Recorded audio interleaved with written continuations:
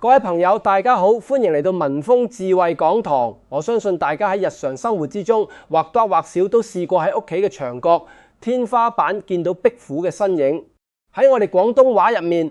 壁虎通常被叫做鹽蛇或者鹽蛇。好多朋友，特別係女同胞，一見到呢種冰冰冷冷、爬得飛快嘅動物，就會嚇到大叫。第一反應就係攞掃把去趕佢，甚至係用殺蟲水拖鞋上去打死佢。不過今日要非常嚴肅咁提醒大家，如果你喺屋企見到鹽蛇，千祈唔好趕，更加唔好動手打死佢。因為老一輩嘅人成日講鹽蛇入屋，百病唔沾，手工鎮宅，富貴自來。喺傳統風水學入面，鹽蛇係一種極之有靈性，而且喜靜不喜躁嘅動物。佢突然出現喺你屋企，絕對唔係無緣無故嘅。呢個喺玄學上係老天爺正喺度悄悄送你3大頂級福報嘅徵兆，甚至連你嘅仔女都要跟住走大運。呢個到底係邊3大福報？而你可能唔知佢喺牆壁上停留嘅具體位置，其實仲隱藏住一個關乎你近3個月財運起伏嘅驚人秘密。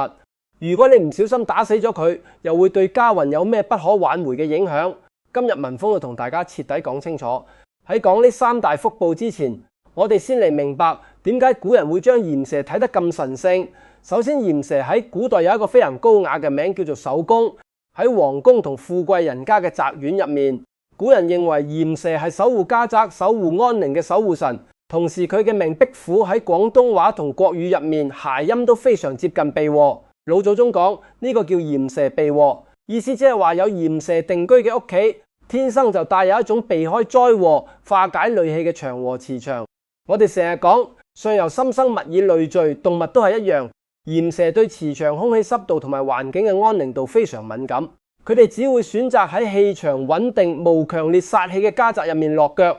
所以屋企有鹽蛇本身就證明你屋企嘅風水根基係非常之唔錯嘅。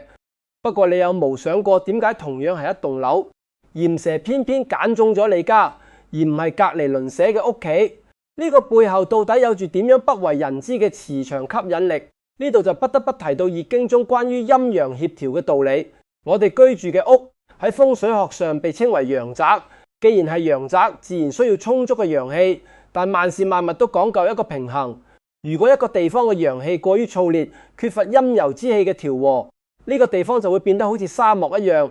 寸草不生。住喺入面嘅人亦會脾氣暴躁，財來財去留唔住。鹽蛇喺五行之中屬陰水之精，佢哋天生親意依附喺溫暖但又帶有適度濕氣嘅地方。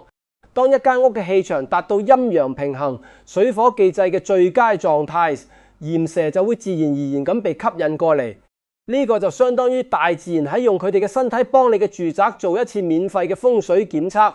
如果呢個時候你暴躁咁將佢哋趕走，甚至係痛下殺手，會唔會喺無意之中打破咗呢個好不容易達到嘅陰陽平衡，從而招嚟意想不到嘅麻煩？呢個絕非危言聳聽。以我呢幾十年幫人睇風水嘅經驗嚟睇，凡係家運興旺、代代出人才嘅家族，對待屋宇入面嘅生靈，往往都保持住一種寬容和善嘅態度。我哋嚟睇下鹽蛇帶俾你嘅第一大頂級福報，就係避禍擋災。大家可能都見過鹽蛇斷尾自救嘅情景。喺生物學上，呢個係佢逃避天敵嘅本能，但喺風水玄學上，呢個係一個極之靈驗嘅替主擋災預兆。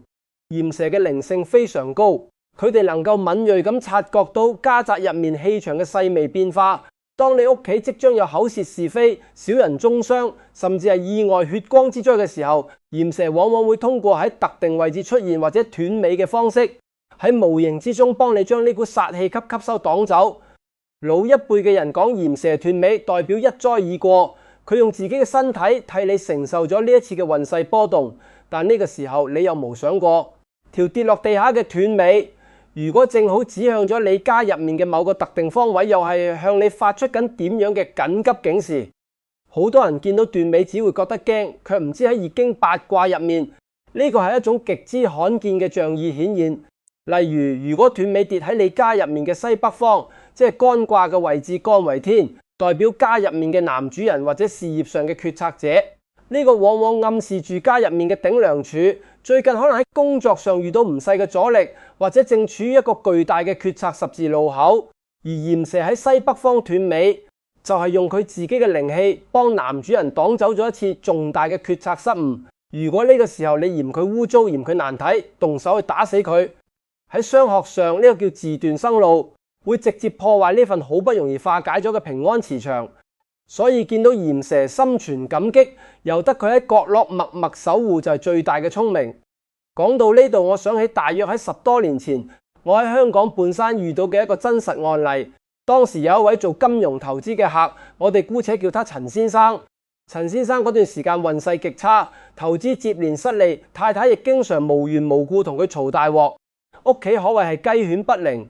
佢請我過去睇風水，當我行入佢屋企客廳，正準備用羅盤定位嘅時候，突然睇見一隻足足有手掌咁長嘅鹽蛇由電視櫃後面爬出嚟。陳先生嘅太太一見，頓時嚇到花容失色，立刻轉身去攞吸塵機，想將隻鹽蛇吸入去。我當時急忙忍住佢，我同陳先生兩夫婦講，千祈唔好動佢，呢隻鹽蛇係嚟救你哋嘅。佢哋當時一臉疑惑，完全唔相信呢隻細細隻嘅爬行動物能有咩通天嘅本領。咁樣呢隻喺危急關頭出現嘅鹽蛇，究竟隱藏住點樣嘅玄機？又點樣喺跟住落嚟嘅幾日入面，徹底扭轉咗陳先生一家即將面臨嘅巨大危機？我仔細觀察咗嗰隻鹽蛇停留嘅位置，佢正好位於客廳嘅東南方。喺風水學入面，東南方係順卦，代表風，亦代表名利同財運嘅流動。而嗰隻鹽蛇喺嗰個位置，身體係向上攀爬嘅姿勢。我話俾陳先生聽，東南方係你哋家嘅文昌兼財位，鹽蛇向上爬，代表住你哋家嘅財運。雖然目前陷入咗低谷，但底氣仲喺度，而且好快就會迎嚟一次觸底反彈嘅機會。更重要嘅係呢隻鹽蛇嘅出現，說明你哋家宅嘅磁場正喺度自我修復。聽咗我嘅勸阻，陳先生兩夫婦雖然半信半疑，但都收翻去吸塵機，由得嗰隻鹽蛇重新轉翻入櫃後面。結果就喺短短3日之後，發生咗一件等佢哋至今諗翻起都驚出一身冷汗嘅事。陳先生原本準備喺嗰個星期二投入一筆巨額資金落一個睇落穩賺不賠嘅金融項目度，但就喺星期一嘅夜晚上，佢突然喺客廳聽到一聲細微嘅啪嗒聲，佢行過去一睇，居然係嗰隻鹽蛇喺電視櫃邊跌咗一截尾，而嗰截尾正指向客廳大門嘅方向。陳先生鋪頭驚醒大門，代表出入與外界嘅聯繫，尾巴指向大門，呢個喺玄學上叫做出門受阻，前路有坑。佢當即決定暫緩嗰筆投資。果然到咗星期三，嗰個金融項目被爆出係個巨大嘅龐氏騙局，負責人捲款潛逃，無數投資人血本無歸。如果陳先生當時無聽從鹽蛇嘅預警，佢嘅大半家產恐怕喺1日之內就化為烏有。呢個就係鹽蛇避禍擋災、替主受過嘅真實威力。聽到呢度，你係咪都對呢種唔起眼嘅小生命產生咗由衷嘅敬意？但鹽蛇帶俾我哋嘅驚喜遠不止於此。當我哋避開咗災禍，跟住落嚟最關心嘅，自然就係點樣令自己嘅財富充盈起來。呢個就牽涉到鹽蛇帶俾你嘅第2大頂級福報，潛龍入屋，鎮守財富。在南方嘅民族入面，特別係閩南同台灣地區，鹽蛇有一個非常喜慶嘅花名叫做潛龍，因為佢爬行嘅時候，尾巴擺動嘅姿態非常似傳說中嘅長龍，而且佢哋喺夜間活動，身手敏捷，能夠捕捉各種害蟲。古人認為潛龍入屋代表住財氣臨門，而且鹽蛇係守宮，守嘅就係你嘅財富。好多朋友平時揾錢能力好強，但總係莫名其妙咁破財漏財。例如架車壞咗，屋企漏水或者生病花錢，呢個喺風水上叫財富不穩。而鹽蛇最親意待喺乾燥隱蔽安靜嘅角落，呢個喺義理上代表住富嘅格局。有鹽蛇長期定居嘅屋企，代表你家人嘅財運非常平穩，唔容易出現大起大落嘅漏財情況。佢喺嗰度就好似幫你守住保險箱一樣，幫你將細錢傳成大錢，積沙成塔。不過呢度面仲有一個極之關鍵嘅細節，好多人都忽視咗，就係鹽蛇喺屋入面出現嘅高度，其實直接對應住你財運格局嘅大細。如果一隻鹽蛇總係出現喺接近天花板嘅高處，同一隻總係趴喺接近地面嘅腳線附近嘅鹽蛇，佢哋所代表嘅財運信息，究竟有咩天差地別嘅含義？呢個喺玄學上被稱為天地人三才嘅對應。出現喺高處嘅鹽蛇，代表嘅係天才，即係意外之財、橫財或者係遠方嚟嘅機會。如果最近有鹽蛇經常喺你家嘅高處活動，說明你最近好可能會有一筆意料之外嘅收入，或者係原本以為已經無期望嘅投資突然有咗回音。而如果喺低處活動，則代表地財，即係我哋常說嘅正財，辛苦賺翻嚟嘅錢。這說明你嘅工作或者生意正喺度穩步上升，雖然需要付出汗水，但回報絕對係豐厚且穩定嘅。不論係天財定係地財，鹽蛇只要出現喺屋企，就代表財氣已經喺你嘅屋入面凝聚。呢個時候最忌諱嘅就係喺屋企大興土木，或者用刺激性嘅化學藥劑去驅趕佢哋，因為呢個會直接驚擾到呢股啱啱聚集起嚟嘅財氣。講到呢度，我哋不妨再深入思考一個問題：既然鹽蛇係乾龍代表住財富，咁點解有啲人屋企雖然有鹽蛇，卻依然覺得自己嘅生活捉襟見肘，並無好似傳說中咁大富大貴？難道係古人嘅講法出咗偏差，定係呢？其中仲隱藏住某個我哋一直冇注意到嘅決定性因素？其實玄學嘅智慧在於靈活變通，而唔係刻板教條一隻鹽蛇能帶來嘅，係磁場嘅改善同運勢嘅提醒。但佢絕對唔係不勞而獲嘅敲門磚鹽蛇帶嚟嘅財運，更多嘅係一種守護同穩定。喺風水學入面，財富嘅累積分為兩個部分，一個係開源，另一個係節流。好多人往往只注重開源，成日諗住點樣發大財，卻忽略咗節流嘅重要性。如果你嘅屋入面周圍都係風水漏洞，例如穿堂、煞門、對門，咁你賺再多嘅錢，亦會好似漏斗一樣好快流乾。而鹽蛇嘅出現，往往係向你暗示你嘅屋目前具備咗藏風聚氣嘅條件。只要你能夠改掉一啲不良嘅消費習慣，或者重新規劃自己嘅財務，你嘅財富好快就能夠滿起嚟。而且鹽蛇仲有一種非常奇特嘅習性，就係佢哋對水源非常敏感。喺風水學入面，水主財。如果你發現屋企嘅鹽蛇經常喺廚房浴室附近，或者係水喉周圍活動，呢個背後又預示住點樣嘅財運走向？呢個其實係一個非常重要嘅信號。水喺廚房同浴室代表住家庭嘅開支同日常嘅消耗。如果鹽蛇頻繁出現喺呢啲地方，往往係喺提醒你最近一段時間家入面嘅開支可能會有所增加，或者係某個水喉排水系統出現咗微細嘅滲漏，進而導致咗無形中嘅破財。呢個時候你應該做嘅唔係去驅趕鹽蛇，而係趕快檢查一下屋企嘅水喉有冇閂緊牆壁，有冇滲水。呢個就係鹽蛇喺用佢哋特有嘅方式幫你守住家入面嘅財源。當一個家庭嘅平安得到咗保障，財富亦開始穩步累積嘅時候，我哋最期盼嘅自然就係下一代嘅成長同前途。呢個就引出咗鹽蛇帶俾你嘅第三大頂級福報：和合之氣，仔女走大運。我經常同人講，一個家最頂級嘅風水唔係擺咗幾多招財貔貅，而係屋企嘅和氣鹽蛇係一種性格非常溫和、害羞甚至怕人嘅動物。佢哋不嘈不鬧，每日默默咁幫你食晒屋企嘅蚊蠅、飛蛾等害蟲。佢哋能夠喺一個家生存繁殖，代表呢個家嘅磁場係非常柔和、包容、安穩嘅。喺呢種溫柔磁場滋養下長大嘅仔女，性格往往更加沉穩、有耐心。喺讀書時能夠靜得下心，喺工作時亦更容易得到貴人同長輩嘅欣賞。相反，如果一個家天天大嘈大鬧，充滿戾氣，鹽蛇係絕對待唔住嘅，佢哋會立刻搬家。所以睇一個家有無鹽蛇，就能夠睇出呢個家有無和合之氣。當你發現屋企有鹽蛇象住，呢個代表你家嘅氣場正喺度默默催旺下一代。仔女喺出面做事，自然會特別順利，容易走大運。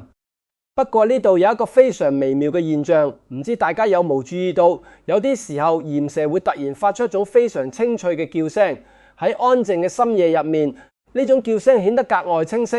喺玄學上，鹽蛇鳴叫呢個係一件非同小可嘅大事，佢往往預示住屋企即將發生一件足以改變家族命運嘅重大轉折。關於鹽蛇嘅叫聲，喺古籍中多有記載。古人認為鹽蛇鳴叫係為喜報，特別係當家中有正喺度讀書準備考試嘅學子，或者係正喺度創業等待升職嘅年輕人時，如果突然喺夜裏聽到鹽蛇嘅叫聲，呢個喺風水學上被稱為聲震文昌，代表住家入面嘅晚輩即將金榜題名、功成名就，或者喺事業上迎嚟重大嘅突破。呢個係一股極之強大嘅陽氣上升之象，如果呢個時候你常因為覺得叫聲嘈耳而大聲呵斥，甚至係動手去驅趕，會唔會喺無意之中掐斷咗呢股正喺度上升嘅文昌之氣，等仔女嘅運勢半途而夭？呢個絕對唔係危言聳聽。聲音喺風水學入面係一種非常強大嘅能量載體，好嘅聲音，如鐘磬之聲、鳥鳴之聲，能夠淨化磁場，激發人嘅智慧與靈感。鹽蛇嘅叫聲雖然微弱，但極具穿透力。佢哋嘅叫聲頻率正好能夠同家入面嘅文昌聲產生共振。所以如果你有幸喺夜裏聽到鹽蛇嘅叫聲，千祈唔好覺得煩躁。呢個其實係老天爺喺向你發出喜報，代表住你嘅仔女即將迎嚟佢哋嘅黃金時期。講到呢度，我又想起另一個非常有意思嘅案例。呢個係我喺幾年前遇到嘅一位老客，佢叫張阿姨。張阿姨嘅大仔嗰陣時正喺度準備考研，但因為壓力太大，整天失眠，學習效率極低，脾氣亦變得非常暴躁。家入面嘅氣氛緊張到好似拉滿嘅公園。張阿姨非常焦急，請我去佢家睇下係咪房嘅風水出咗問題。當我行入佢大仔嘅書房，仔細勘察咗一番之後，發現房間嘅佈局並無太大嘅硬傷。但就喺我準備離開嘅時候，我注意到書櫃嘅頂部有一個極之隱蔽嘅角落，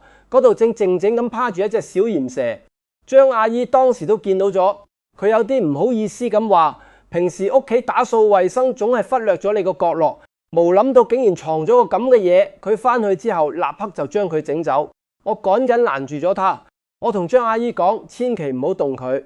呢隻鹽蛇喺書房安家，說明呢個房間嘅氣場雖然目前有些壓抑，但底子係非常有利於讀書嘅。而且呢隻鹽蛇會喺呢度，其實係幫你大仔吸收同化解書房入面嘅焦慮之氣。張阿姨聽咗我嘅話，決定留住呢隻鹽蛇。結果就喺考試前嘅1個星期，一天夜裏，張阿姨嘅大仔正喺書房溫書，突然聽到書櫃頂部傳嚟咗幾聲非常清脆嘅鹽蛇叫聲。說也奇怪，自從聽到嗰幾聲叫聲之後，佢大仔原本焦躁不安嘅心情突然平靜咗落嚟。嗰晚瞓得特別香甜。喺隨後嘅考試中，佢超常發揮，順利考上咗理想嘅大學。這個故事話俾我哋聽，萬物皆有靈性，好多時候大自然用佢哋特有嘅方式喺默默咁幫助我哋，只係我哋平時缺乏智慧去理解同接納佢哋。咁樣既然鹽蛇帶俾我哋嘅都係福報，如果我哋真係喺屋企見到佢哋，我哋究竟應該點樣同佢哋和諧相處？特別係對於那些天生就對爬行動物感到恐懼嘅朋友，有冇咩兩全其美嘅辦法，既唔傷害佢哋，唔損壞福報，又能令自己感到安心？呢度文峰教大家一個最實用亦最能積陰德嘅做法。首先，我哋必須明確一個原則，就係絕對唔好使用化學殺蟲水。好多人一見到鹽蛇就會下意識咁攞殺蟲水去噴，呢個其實係非常愚蠢嘅做法。殺蟲水唔單止會毒死鹽蛇，仲會污染你屋企嘅空氣，對家人嘅身體健康造成長期嘅危害。而且喺玄學上，用化學藥劑強行滅殺生靈，會產生一股非常強烈嘅怨氣。呢股怨氣殘留喺屋入面，會直接破壞家入面嘅和合之氣，得不償失。如果你真係唔想喺房或者客廳見到佢，你可以採用溫和嘅引導放生法。你可以攞一個空嘅塑膠樽或者紙盒，輕輕咁靠近佢。鹽蛇其實膽子非常細，佢哋一見到有大物體靠近，就會下意識咁往縫隙入面鑽。你可以利用呢個習性，將樽口對準佢，佢就會自己爬入去。然後你將佢帶到樓下嘅花園草叢或者戶外嘅牆壁上放生。喺佛家同道家嘅智慧中，呢個叫不殺生。鹽蛇係嚟幫你食害蟲擋災嘅。你用溫和嘅手法送佢出去，喺無形之中為你自己同家人累積咗極大嘅陰德。呢份善心會轉化為你晚年嘅福報，保佑你身體健康，兒女平安。不過如果有些朋友喺唔了解情況嘅時候，已經唔小心打死咗鹽蛇，或者屋企養咗寵物貓狗將鹽蛇給咬死咗，呢個時候我哋又該點樣補救，才能將對家運嘅負面影響降到最低？呢個就需要我哋及時進行氣場嘅淨化同心態嘅調整。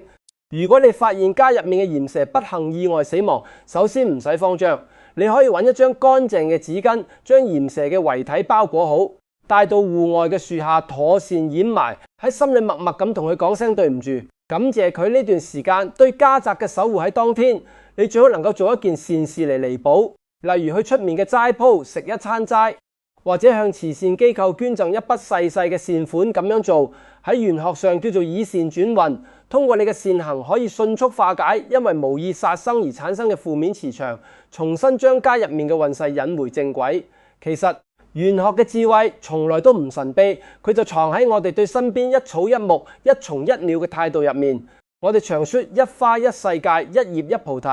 當我哋學會用包容友善嘅眼光去對待屋企嘅鹽蛇時，我哋自己嘅磁場亦會變得越嚟越溫暖，好運同財富自然會不請自來。我哋每個人嘅一生中都會遇到各種各樣嘅考驗同選擇，有時候一個細細嘅善念，可能就會喺無形之中幫我哋避開一次巨大嘅災禍，而一個細細嘅惡意亦可能會等我哋同一份難得嘅福報擦肩而過。呢隻出現喺你家牆壁上嘅小禪蛇，其實就係老天爺留俾你嘅道考題，考驗嘅係你嘅慈悲心，考驗嘅係你嘅包容度。希望今日分享嘅呢套鹽蛇風水學能幫大家消除心中嘅恐懼，帶嚟吉祥同安寧。如果你覺得今日文峰分享嘅呢啲內容對你有幫助，請一定要幫手點讚呢支影片，並且訂閱我哋嘅文峰智慧講堂，仲要記得開啟旁邊嘅小鈴鐺。咁樣一嚟，每當我有最新嘅家居風水面相識人以及流年運勢分享時，你就能夠喺第一時間收到通知，絕對唔會錯過任何一個催旺全家福報嘅機會。非常歡迎大家喺評論區留言，分享一下你屋企有冇出現過鹽蛇，係喺牆角、廚房定係露台？有冇聽過鹽蛇叫我哋一齊喺評論區交流探討，亦會隨機為大家進行解答同交流。多謝大家，我哋下期再見。